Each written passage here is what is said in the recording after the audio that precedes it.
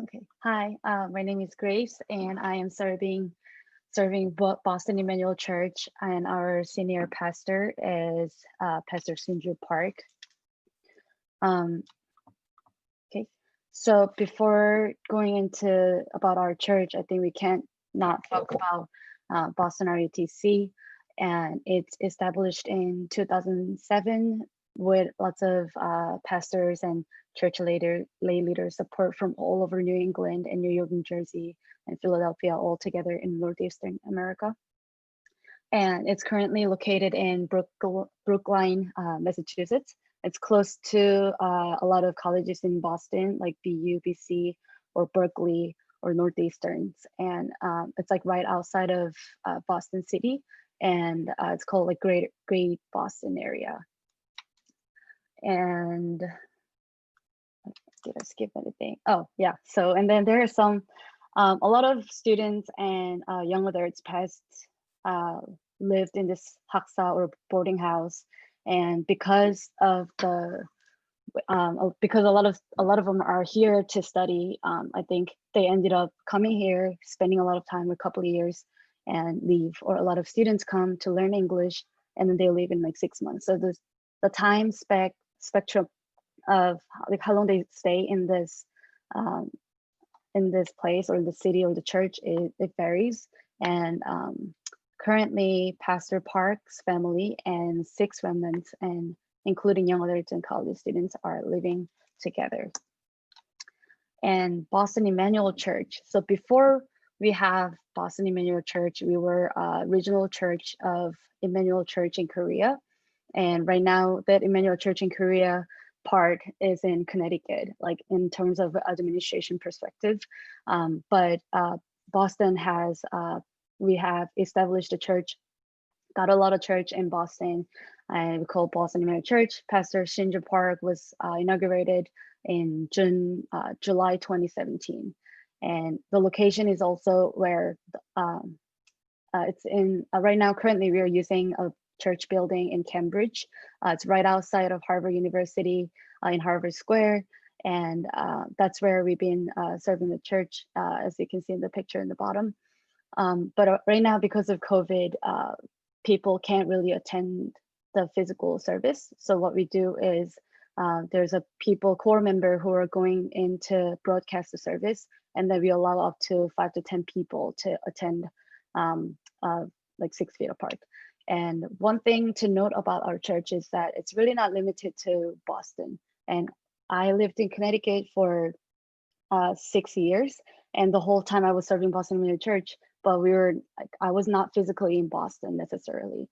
And currently we have church members in all across New England, Massachusetts, New Hampshire, Maine, and Connecticut, Rhode Island, and Vermont. So COVID really opened a new like door to not think about that, like our church needs to be limited to the physical boundary. And because of like how it became so common for people to join in online, I think that's also opened the door of evangelism in a way that we never thought about. And there are not much to share, but I just wanted to share our church missions that goes into our church prayer topics. We can the main key things that we have is this 5 RUTC movements. And funny thing is, I was gonna ask my pastor about what to share, but then this message was actually from our Sunday message, and it really is what we are holding on to. So I briefly want to share. So the Bible verse is Matthew 28, 18 to 20. And the first one is, first RUTC movement is to relaying the correct gospel to the people. And what we hold on to is that Jesus said, all authority in heaven and on earth has been given to him. So what we need to do is to own that identity and to relay that identity. And as something we held on to, like specific prayer topic in regards to that is education content. And recently we started, like Pastor Park said, he's been noticed. I mean, it's Boston Center of Education and College, and there are a lot of people recently who moved to Boston with the passion for education. So we are in the stage of organizing a team for prayer and to really produce the contents that like children can learn nothing about the gospel and how we can gospelize within the field of education. So that's what we are holding on to right now. And the second RUTC movement is about college evangelism, because Boston is where the colleges and universities are situated. And also we have we have this Boston RUTC boarding house where students can come and just eat, live together, and get trained and be in church all together. And the covenant that we held onto is to go to all nations, and colleges where a lot of remnants from all countries can come, and the international students all gather here. So we want to hold on to this boarding house movement. That's the second one. And the third is to make disciples of all nations. And how do we do that? And the keyword we held on to through that is healing.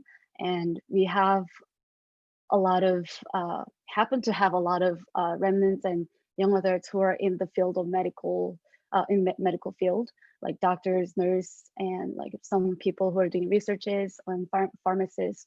And with that, like they are praying, they have like a prayer team and really praying for what healing contents that we can make, not something that we need to like cook up something, like if they don't want to like come up with some new idea, but really to find what healing means in the perspective of medical information, like how to relate that in people who are not even remnants, like to non-believers, like medically why you need healing, and etc. So that's what they are praying for. And fourth is the mission and economy of light, baptizing them in the name of the Father and of the Son and of the Holy Spirit. And the one who we held on to is about church and organization, and that leads to mission organization contents. So because our church has a lot of young adults, and it's mostly like almost like 80% of them are young adults. So like the best answer that we can enjoy in the time of young adults is mission organization. And how do we receive this answer is kind of where the direction is. And so we are holding on to this mission organization content, and we don't know yet what that means, like what that'll produce yet, but it's the prayer topic that we are holding on to in advance so we can actually receive this answer. And the fifth RUTC movement is about next generation, teaching them to obey everything I have commanded you.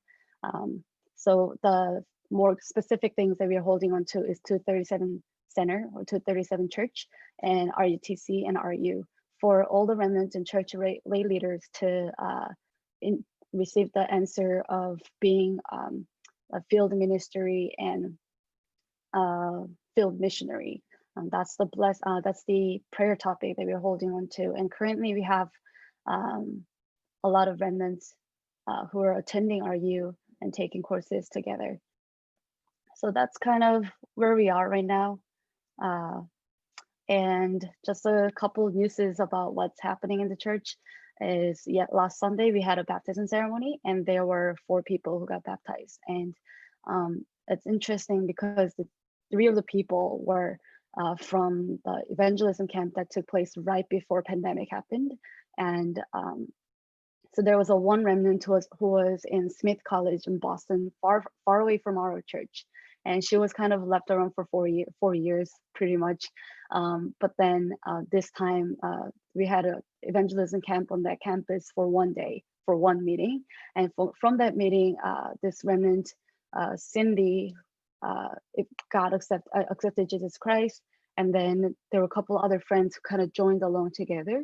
And surprisingly, they all got a job in Boston altogether in summer of 2020. And that led to open a young adult mission home in Boston.